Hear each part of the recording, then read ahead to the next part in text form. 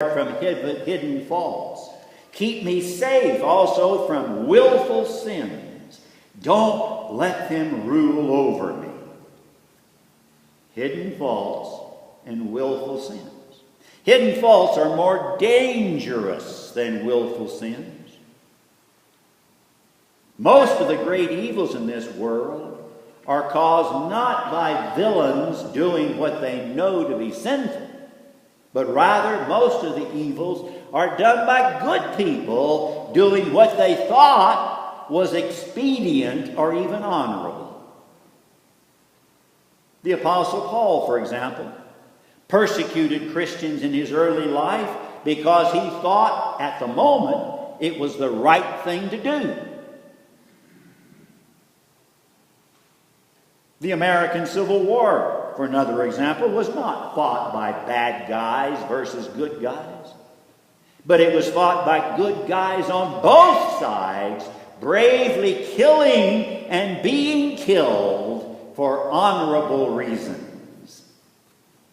And even today, the fighting between the Arabs and Israelis involves good guys on both sides killing each other with a good conscience. And instead of asking, how can they be so blind, the Christian considers the possibility of his own blindness and cries with the psalmist, "Deliver me, Lord, from hidden faults." And when I am delivered from both hidden faults and open sin, then I will be, in the words of the psalmist, I shall be perfect. Verse 13. That is, I shall fit precisely into God's grand design. And to that end, the psalmist prayed the prayer that I pray every Sunday when I begin my sermon. The words were his. I only borrowed them. He said, "Let the words of my mouth and the meditation of my heart be acceptable in thy sight, O Lord, my strength and my Redeemer." The words of my mouth alone are mockery if my heart does not meditate.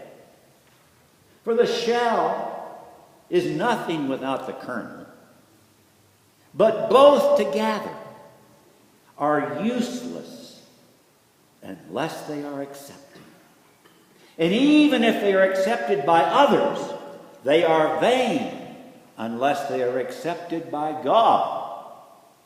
Thus God becomes my strength and my Redeemer. Isn't that good news? I think maybe the first song that maybe many of you ever learned as children may be one of the best songs you ever sang. Jesus loves me, this I know. Why? Because the Bible tells me so.